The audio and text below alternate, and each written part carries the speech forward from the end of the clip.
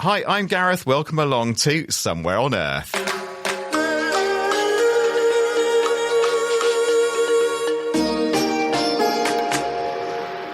And somewhere in the studio with us this time is Peter Guest, who's an investigative technology journalist. And Peter, I think I got that right. What else do we need to know about you? And the reason I'm going into all this detail is A, to put you on the spot, but B, because you're going to be a regular contributor to this programme, and listeners need to just get to know you because they are going to hear from you as my so-called presenter's friend as we go along. What do they need to know? Thanks, Gareth. Well, as you say, I'm an investigative journalist. I tend to work at the places where technology meets society or meets politics. So that's whether that's internet blackouts or social media disinformation or the economics of conspiracy theories online. And you write a bit about business as well? Every now and again. Now and then, okay. So pretty versatile, I'd say, but I think you pretty much nailed it there, that you're into the investigative stuff, you know, the I suppose the rights and the issues related side of technology journalism. We've nailed it there, Peter. We know who you are, so let's get going. And coming up today, keeping Pete and I company are three fabulous guests. One has been significantly bumping up diversity on Wikipedia, having added around 2,000 entries about women scientists. Also on the guest list today is the CEO of the US startup that's converting plastic waste into small houses using 3D printing. Also, we have a tech investor in our midst. So what kind of businesses does he invest in? Well, I'll give you a clue. You're listening to one. That's all right here on the Somewhere on Earth podcast.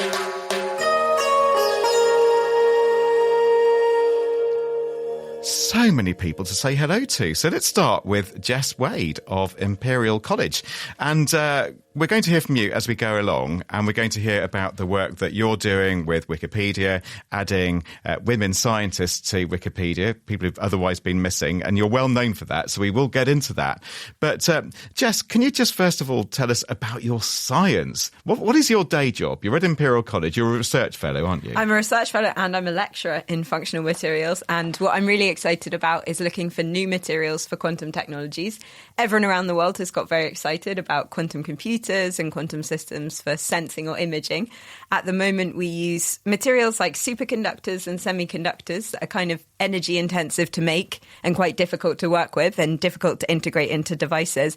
And what I'm really excited about, what we're really excited about at Imperial, is trying to use molecules, to use the kind of rich library of chemistry to design a materials with exactly the quantum properties that we want, that can enable quantum functionality at room temperature without requiring the kind of complicated cryogenic cooling that superconductors need. So new materials for quantum technologies so that we can have a brighter tomorrow benefiting from all of these remarkable quantum phenomena. Quantum technologies. And of course, there'll be many of our listeners who at least have heard, I'm sure, of this thing called quantum computing. I've become mildly fascinated, if not obsessed with it, just in the last year or so.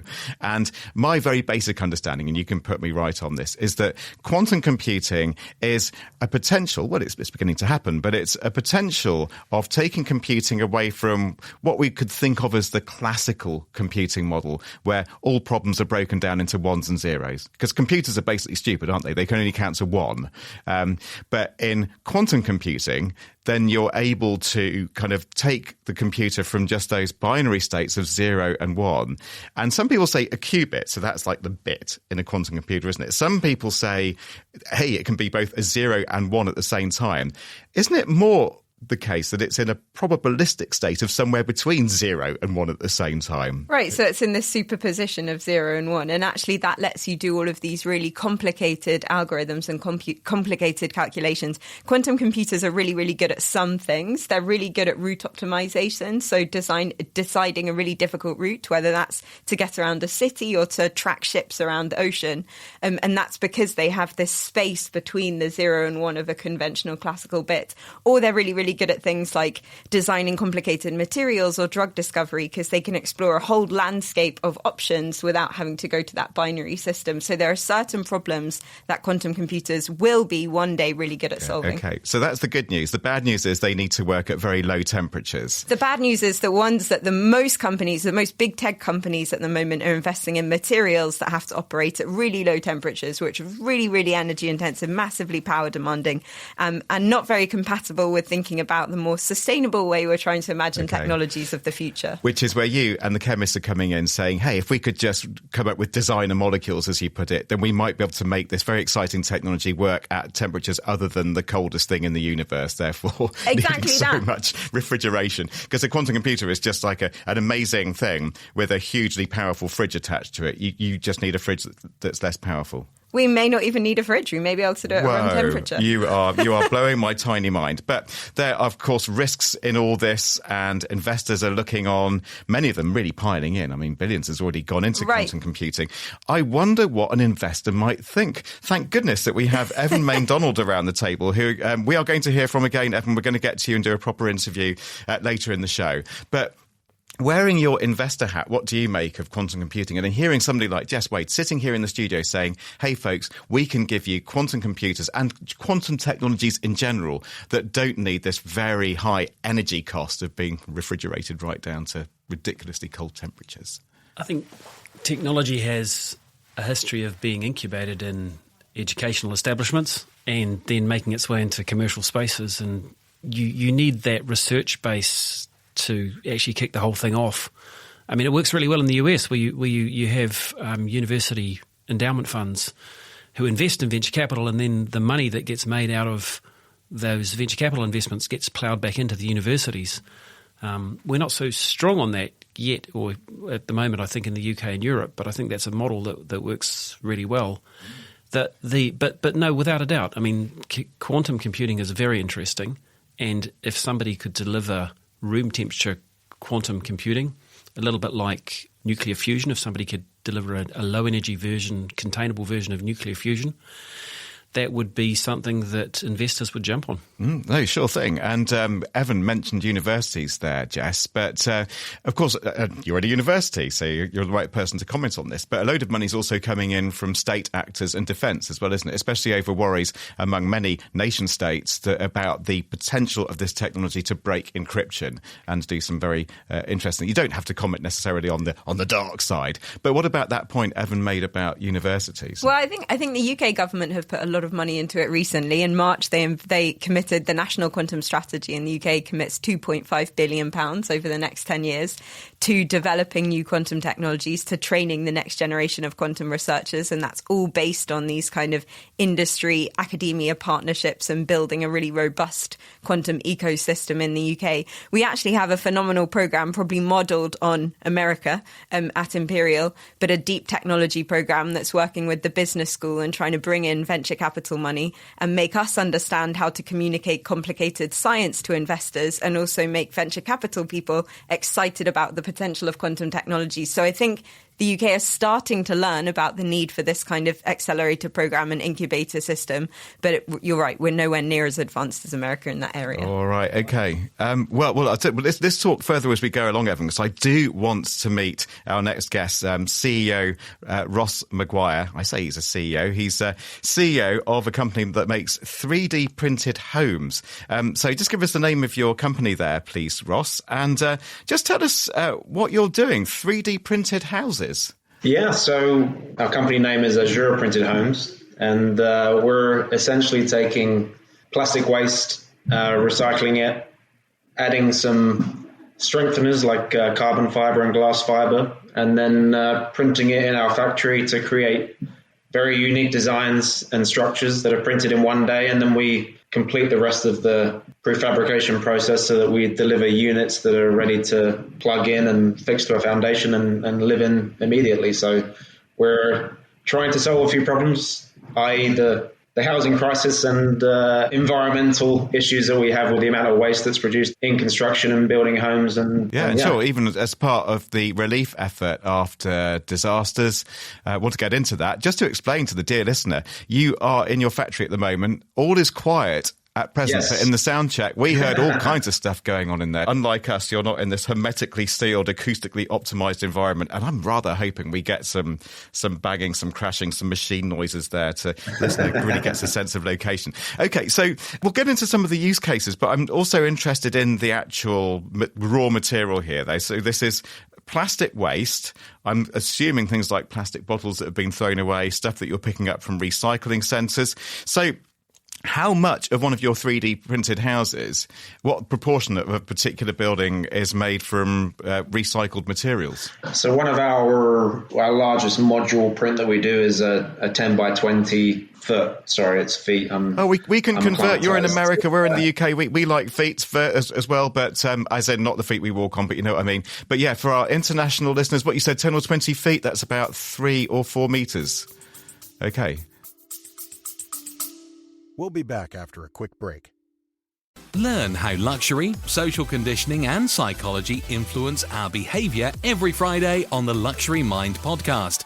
Unravel myths and explore unseen influences with a healthy dose of humour. Join the Luxury Mind podcast on YouTube and on all major podcast platforms. And we have around, in each one of those units, or each one of those modules that we print, there's around 100,000 plastic bottles that goes into each one to kind of give you a gauge on the number and the amount that goes into it. Yeah, sure. Okay. So you need, obviously, a lot of raw material. But what I'm trying to get a handle on is when you say that the places are made out of recyclables, I mean, is it like just 10% of one of these houses, maybe more like 50 or 100? Whereabouts are you proportionally speaking? In our print material, around 70% of it is recycled material. Yeah. Okay. Yeah. And so you're talking about the cost of living crisis that I know is a big burden in many countries, and housing crises apart from anything else. But also, what about in the disaster relief side of things? Can you tell me more about how your houses may be, or perhaps already have, been part of, for instance, helping in Maui following the flooding? Yeah, they had fires actually in Maui. They had wildfires that took out... Wrong disaster. Fire, yeah. Part of the island, yeah. So they lost, I think the count was up to 2,000 or so homes. But an organisation here in the States called FEMA reached out to us asking what the potential speed and quantity that we could deliver to Maui. And we obviously, with our products, we've thought about that sort of thing in the past, not just emergency relief, but also to isolated areas. And the benefit of our technology is that it's kind of suited to isolated islands and locations, because creating a manufacturing plant is relatively quick for us to set up. It only takes 2 to 3 weeks for us to get a system up and running in a new location. With obviously the lead times for a lot of our components are a little bit longer, but it takes 2 to 3 weeks to set up an assembly line, and then we can produce a unit a day off of each printer. So our speed of response is quite quick, and obviously we're utilizing waste from the area as well. So it's yeah. Oh, so the waste is sourced locally as well then? Here in the States, we try to keep it as local as we can.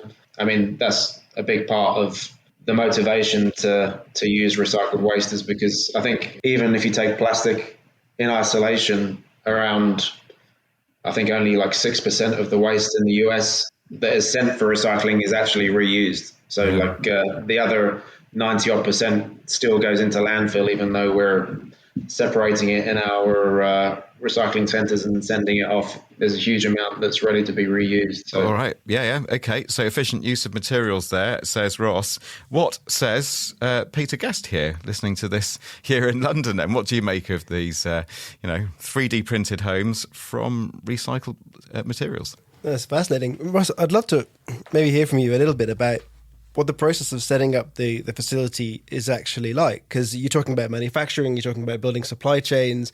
I'm envisioning factories and power plants and shipping containers. These are things you don't get in a disaster zone. These are things you don't get in an isolated island. So how do you actually put this thing together? I mean, each printer that we set up can effectively fit into a container.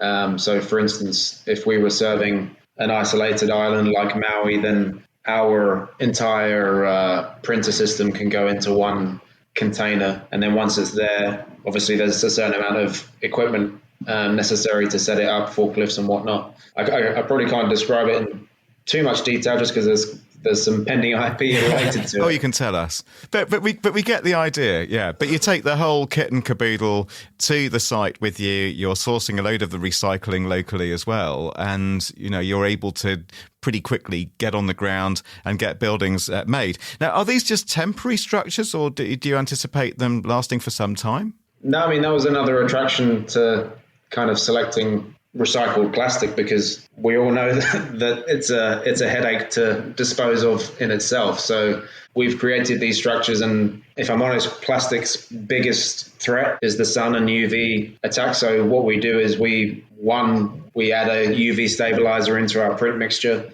and then we also put a UV coating on the exterior, so that from our provider we get a 25-year warranty of UV protection. So effectively the main deterrent against the use of plastic, we're providing a defense or armor against it for 25 years minimum, and then obviously it can just be replenished every 20 or so years so that the life is extended each time. So yeah, we don't see these as being temporary solutions. They have a long life to them. There's a lifetime. So final few words from this from you then, Peter Guest, then, maybe about the practicalities or indeed having 3D printers that are that large.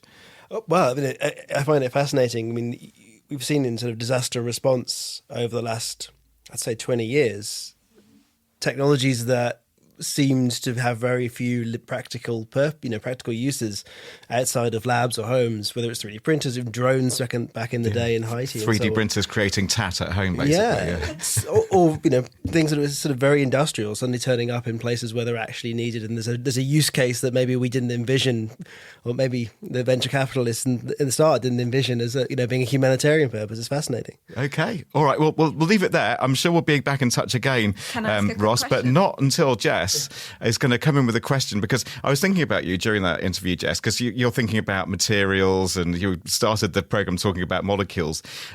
This is just too large scale. You're the quantum person in the room here. This is on enormous scales. But I'm interested in materials for new kinds of technologies. I did a PhD, and a huge amount of UK research effort actually has gone into printed photovoltaics. So kind of using polymer-based materials that can be used as solar cells.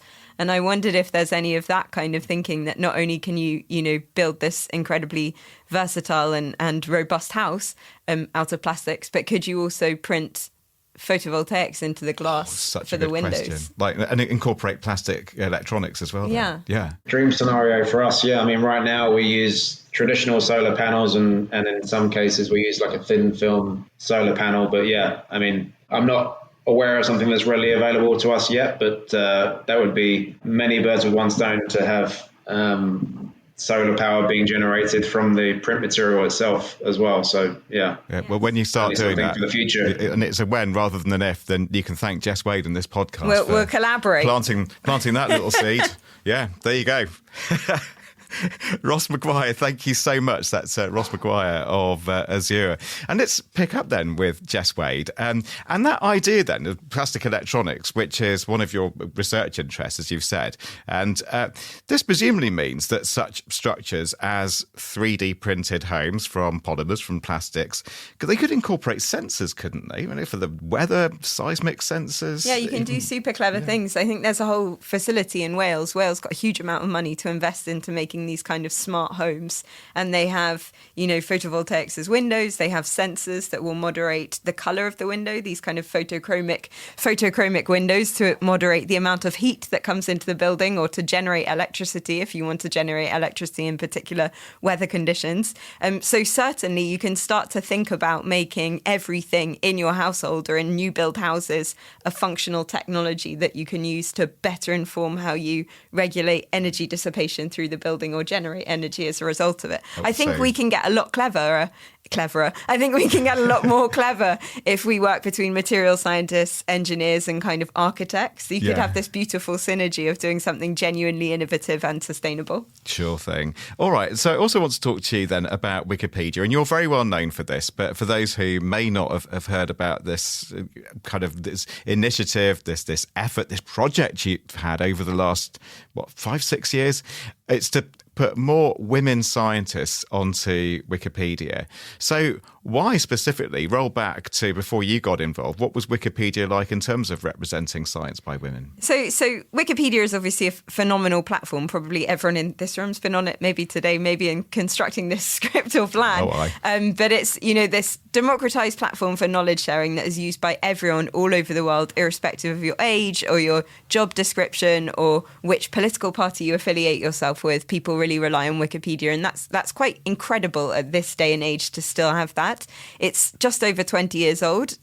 The onset of Wikipedia coincided with the start of the internet, and so you had a small group of dedicated individuals who contributed the majority of content. They were mainly men, and they were mainly in North America. And unfortunately, that demographic hasn't really shifted. You still have between kind of 80 and 90% of Wikipedia editors being men, mostly from the Northern Hemisphere. And if you look at the diversity of the types of topics that they write about, particularly in biographies, it reflects things that they're interested in. So it's kind of, cricket players, footballers, people who build battleships. It's not women scientists. It's not black scientists. It's not really cool Indian engineers.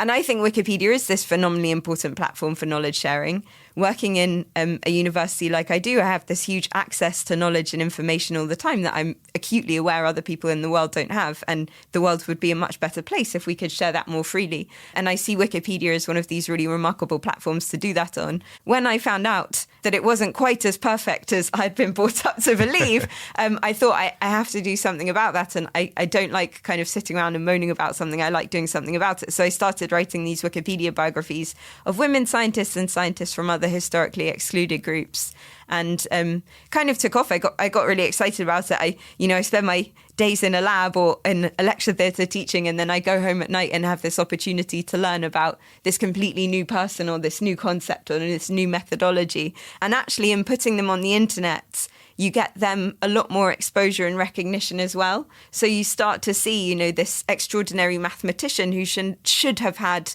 this recognition in the 70s or 80s is now being honoured in the 2020s because their story is on a platform where everyone can read it. And I find that quite beautiful. And some people have been excited by this project. They've kind of translated these biographies into different languages. Some professors have put it into their undergraduate teaching that their students will now research and write biographies. So it's kind of, it's grown into something that's much, much bigger than me. Sure. And how many have you done by now?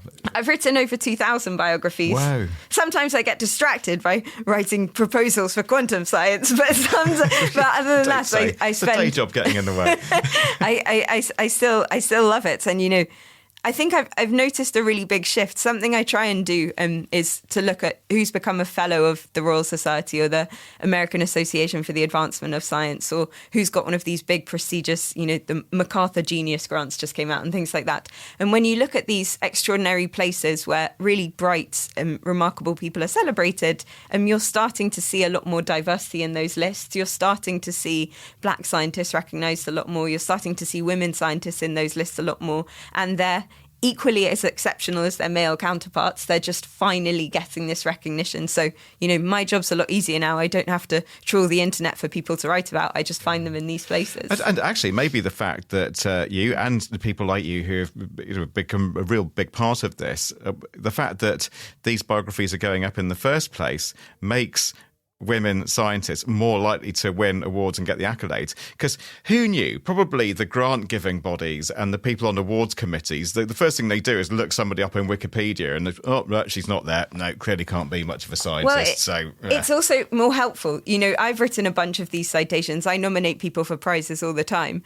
And when you're going to sit down to write someone's prize nomination, you don't always have access to their CV. They may not have an up-to-date CV on the internet. You don't necessarily want to tell them. And actually having that information on Wikipedia collected in one place that gives this kind of biographical information, but also a jargon-free introduction to what they've contributed to the field. And that's really, really useful. There was a phenomenal researcher. Everyone cast their minds back to the pandemic, but one of the vaccinologists was a phenomenal woman called Kizzy Corbett. She made the Moderna NIH vaccine. She went on to become one of Harvard's youngest faculty members. But I wrote her Wikipedia page, and she's just the most sensational woman. And then she was nominated by Fauci for Time Person of the Year. And I like the thought that Fauci read my Wikipedia page that I'd written in writing his citation for Person of the Year. I bet that happened. All right. And now we want listeners to get in touch as well, because it would be very splendid, dear listener out there, if you can suggest women that you think should be added to Wikipedia. So, female scientists. And I suppose we can widen that out, because we're a tech podcast, to women in tech who should be included and haven't been. So, if you want to fly the flag and let us know so that we can then let Jess know, and Jess can get very angry about it and then do something about it, then our email address is hello@somewhereonearth.co. That's hello@somewhereonearth.co. And we're on WhatsApp, international code 44 7486 329 484. So that's code 44 7486 329 484. Get in touch. Let us know about your women scientist suggestions, please. Even if you are a woman scientist yourself who's not been on Wikipedia and thinks it's about time that right was wronged, we want to hear from you too. So, Peter, you're listening intently to Jess there and her story and her Wikipedian exploits. Wikipedian. That's a citizen of the internet, isn't it? It's absolutely fascinating. It's a brilliant initiative. I mean, so I spend a lot of time covering stories about the sort of dark side of the internet, which means I'm spending a lot of time on Twitter or X. And I mean, as we record today, I think that one of the biggest stories has been X's erstwhile new owner taking on Wikipedia and complaining about its funding and so on. And it has made Wikipedia look like this kind of rational island of calm and sanity and sense on a increasingly kind of troubled internet. But I'm really curious actually about your experience on other platforms, because you've talked about this kind of erasure by omission of all of these amazing scientists. But there's kind of very present erasure of diverse voices on other platforms now. It's been going on for years. It seems to me to be getting worse. I'd be curious as to your experiences. I mean, I don't know how much of it's been by choice. I used to be quite active on Twitter. I used it all the time. It was phenomenally important for me when I was building up my scientific career. And then, probably the day after the new leadership took over, it became a much less exciting or encouraging or inspiring place to me. So, and I think a lot of people from certain demographic groups have been pushed off there because of the hostility that they experience on the site. So I think certainly people who have these platforms and spaces, I would say that the reason that I'm so keen to get women and people from other historically excluded groups in science onto Wikipedia is to kind of level the playing field a little bit. So, the men are on there. Wikipedia is our encyclopedia now, our textbook, our place to archive history. And if you look back in time, people have done a very good job of celebrating the exploits and the achievements of men and not a very good job of documenting women. So the reason that I really want, you can populate a blog full of women scientists that no one will ever read, but people will keep going to Wikipedia. So I think, yes, other platforms are probably just as good at erasing the contributions of people who've been historically marginalised, but it's incredibly important we make sure women's voices and other silenced voices are shared equally on platforms like Wikipedia and in, conventional journalism and mainstream media as well. Yeah, and for the next generation of it, because it's something we look at. Each generation of the internet encodes the biases of the one that existed before it, the ownership of it. And now we're moving into an AI, generative AI era where you put scientists into name your AI image generator and it produces a certain set of results based on what was there before. Right. What was there up to 2021 or something exactly. like that. So we're still operating before I really made the 2000 mark. Okay. Well, Jess, thank you. And let's see what you, Jess, and or Peter have to say about Evan Main-Donald, who's in the studio. You heard him at the top of the programme. I said he was an investor. I didn't say a whole lot more apart from that. But if you want to get to know Evan, he's managing partner of Hyperlight Ventures, which is a venture capital fund which is interested in ventures that generate positive social and environmental impact. And presumably, Evan, you would include in that positive social impact equality and diversity, very much along the lines of the conversation we've just been having. Absolutely. And I think venture capital has the potential to, if deployed in the right way, to significantly increase or improve social diversity. And it's interesting, actually, that the thing that we were just talking about with Wikipedia, I think Jess said at the outset, because it's a system which was effectively people contribute to voluntarily, it reflects the interests of the people who contributed to it in the first place, which were the demographics of the people who are in the tech industry. And actually, it's interesting because venture capital has traditionally been the sort of home of older white men, and there's a huge opportunity for the democratization of venture capital and the globalization of venture capital to bring the advantages that it brings to the rest of the world, to lots of places which are underserved in terms of investment. And that's something that I'm very interested in. Yeah, sure. So it is that kind of, if I might be a bit wide-eyed about this, making the world a better place, but hey, there's a business case, there's an investment case there, there's money to be made from that as well. Evan, we should say as well, is backing this podcast. Thanks, Evan. Thanks to the fact you're here, I don't have to sell my house, so I appreciate that. So we've had Nana before as well, our other backer on the show not so long ago, and the question I asked Nana is the same one I'm going to pose to you, Evan. And I'm kind of looking for a technology answer here as well about podcasting. What is it about this lo-fi thing, i.e. audio in people's ears, that you think makes such an exciting investment, especially when you're talking about quantum computing these days and all these other things? And believe me, I'm not trying to talk you out of this, but why podcasting, matey? Where's the investment? So I think, as you know, Somewhere on Earth is not just about podcast. It's about an ecosystem. So the intention is not just to put content out. It's also to create tech for good events. And by the way, the content is about tech for good, which really is the sort of tech that we invest in. And then that feeds into opportunities for investment. And it also potentially feeds into investors who may want to invest in a fund that has the philosophy that a fund like Hyperlight Ventures does, or a venture capital firm that has that like Hyperlight Ventures does. But I think the key to it, really, from my perspective, is that it's a flywheel. And what we do as a venture capital firm, we invest in startups that harness the power of markets to make the world a better place. And the key word is invest. We're not giving money away. We're putting money into companies that have a strong source of competitive advantage and that generate positive social and environmental impact. Because they have a strong source of competitive advantage, they generate exceptional profitability. That profitability allows them to grow and grow quickly. And so the money that we invest means that it makes a return of 100 or 1,000 times what we put into the venture, and that generates 100 or 1,000 times the amount of positive impact than just giving somebody some money to create impact would.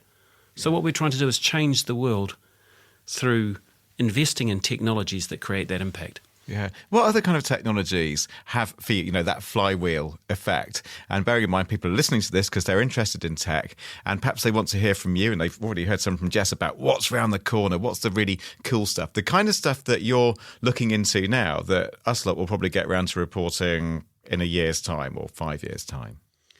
So 3D printed construction is a very interesting one, and I think one of the evolutions of that is 3D printed construction in space. Space tech is a big area, and so the question is, when we get to space, when rockets like SpaceX start taking their payloads up, how are we going to generate dwellings in space? We're probably going to need to 3D print them. Another one is low energy nuclear fusion. So there's a lot of research going into nuclear fusion at the moment, and it looks like we might be quite close to some breakthroughs in those areas. Those sorts of technologies have potential to have a huge impact on the world in terms of climate change.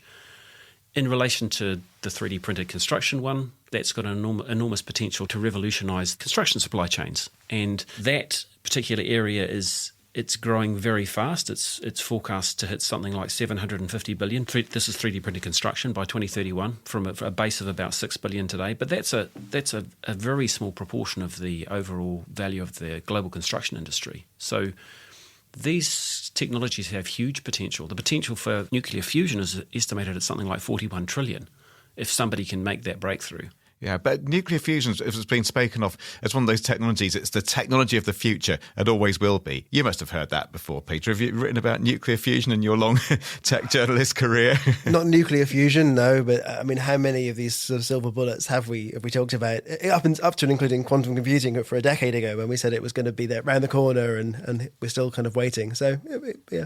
Okay, I'm detecting, Evan, healthy scepticism from Peter. What about you, Jess? I think one of the things that comes out from all of this conversation is that we need people with the right skills. You need people with material science skills who can also speak to engineers, who can go and speak to the weird and wonderful quantum physicists. And without all of those conversations happening and without the right technical skills in your population, you'll never be able to do these things. Quantum computing could have happened 10 years ago, but we didn't have physicists who were speaking to engineers and material scientists. So it kind of got stuck in its tracks because you couldn't optimize the materials further without going into different kinds of labs that they didn't have access to. So I really think we need that kind of joined up thinking. We need to inspire a new generation of researchers, and we need to keep them in science and tech jobs so that we can have these kind of breakthrough technologies of the future. Yeah, so Evan, a lot of it is about just making sure that we have the right people around the table. Of course, there's the high tech, there's the amazing stuff going on in the research labs. But if you don't have the right people and a diverse array of people around the table in a room, then not a lot's going to happen. I suppose that's me telling you that, but I'm putting it to you as a proposition. Diversity is super important, and social diversity brings cognitive diversity as well. And cognitive diversity brings new ideas. It brings things that if you bring a group of socially non-diverse people together that don't emerge. So it's super important. But I also think this point that we were talking about earlier in terms of the way that venture capital works in the US, or the way that educational establishments interface with venture capital in the US, is important. Jessica, you mentioned government funding earlier on, and of course government funding of research and working with venture capital is important, but the point about universities like Harvard and Stanford and actually investing their endowment funds in venture capital and then getting the benefit of that and putting that back into education is it's a flywheel. In the same way that when we invest in businesses, it creates this flywheel of profitability and impact, and it enables the money that's put in them to actually multiply hundreds or thousands of times. The same thing can happen in the venture capital world, where the profits from venture capital flow back into the endowment funds of the universities, and that gets reinvested in education and research. And that sort of a flywheel, I think, is something that could really turbocharge what we do in venture capital in the UK. All right, so final and brief words from Jess and then Peter. The flywheel, then. I bet you like the science metaphor there, don't you? No, I love the science metaphor, but I also like this kind of ecosystem approach to creating new technology, to looking at the challenges society faces, to saying what we can actually do with quantum phenomena or optoelectronic devices, and then getting everyone around the table to kind of co-create whatever solution we come up with. I find that particularly inspiring. I think we're doing it really, really well at Imperial, and I look forward to keeping these conversations going with Evan and with Pete about how we can work on it further. Yeah. Peter? I think it's fascinating to come full circle to where we started with Wikipedia, right? This is talking about collective endeavour and bringing people together in a room to have conversations. You said cognitive diversity. That isn't something you've seen in the old school of venture capital. There's a lot of herd mentality. You see everyone piling in when it's already a little bit too late because they've been overexcited about it. Precisely. But actually some of the best things that we've seen in technology over the last 20 years have been collective endeavour. It's been scientists working with venture capitalists. It's been ordinary people working with technology. It's socialised response rather than top-down decision-making. It's like Ross's homes. Like Ross's 3D there printed you go, homes. as an example. Right, well, we're a very sociable lot here, but we're going to be antisocial now and say goodbye. We need to be out of here. So thank you very much to you, Jess, and Evan, and Peter, and Ross, who we heard from earlier. So yes, we are somewhere on Earth, and we go out, we find stories, we make them news, and then change the world. Yes, we're very modest, aren't we? Let's give you that number again so you can program it into your phone, and then you can just tell us what you think. Send us voice notes, just you name it. So for WhatsApp, it's code 44 7486 329 484. Go on, put us in your favourites. We're worth it. And while you're at it, email us hello@somewhereonearth.co. So there you go. That'll do for this week. We have, over the other side of the glass where the grown-ups are, we have the excellent Stevie Arnoldi and also Keziah Wenham Kenyon. And our editor is Anya Literovich. And we join you from the excellent place here at Lanson's Team Farner. That's why we sound so fabulous. There you go. That was Somewhere on Earth. There'll be more where this came from next time. See you then. Bye-bye.